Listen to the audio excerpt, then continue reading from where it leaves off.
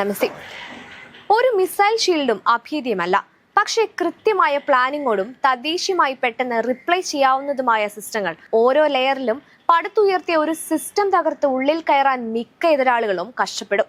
Russian S-400, Israeli Barack മുതൽ അമേരിക്കയിൽ നിന്ന് വാങ്ങിയതടക്കമുള്ള വിദേശ സിസ്റ്റങ്ങൾ, ആകാശ്, പാഡ്, ആഡ് തുടങ്ങിയ ഇന്ത്യ വികസിപ്പിച്ച ഐറ്റങ്ങൾ, ഇരുമ്പ് വിലയ്ക്ക് വിൽക്കാൻ മാറ്റിവെച്ച പഴയ ആന്റി എയർക്രാഫ്റ്റ് ഗണ്ണിൽ AI സോഫ്റ്റ്വെയർ കയറ്റിയതുപോലെയുള്ള ദേശീയ ജുഗാഡ് സാധനങ്ങൾ, ഇതൊക്കെ ഏത് കോമ്പിനേഷനിൽ ഏതൊക്കെ ലെയറിൽ ഉണ്ടാകുമെന്ന് ഊഹിക്കാൻ മാത്രമേ ഇങ്ങോട്ട് മിസൈൽ അയക്കുന്നവർക്ക് കഴിയൂ.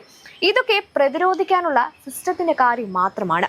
എതിരാളിയുടെ മിസൈൽ ഇതിനെയൊക്കെ അതിജീവിച്ച് ഇന്ത്യയിൽ വീണാലും, ഇല്ലെങ്കിൽ അവരുടെ മിസൈൽ ലോഞ്ച് ആയ ഉടനെ അതിന്റെ ലൊക്കേഷൻ ട്രാക്ക് ചെയ്ത് അങ്ങോട്ട് തിരിച്ചു വരാൻ പോകുന്ന ബ്രഹ്മോസ് അടക്കമുള്ള ഒഫൻസീവ് മിസൈലുകളുടെ നിര ഇതിലും വിപുലമാണ്. ഇതിന്റെ എല്ലാം ഉദ്ദേശം ആരെയും ആക്രമിക്കാനല്ല, ഇന്ത്യയെ ആക്രമിക്കും മുന്നേ എതിരാളികളെ കൊണ്ട് 2 വട്ടം ആലോചിപ്പിക്കുക എന്നുള്ളതാണ്.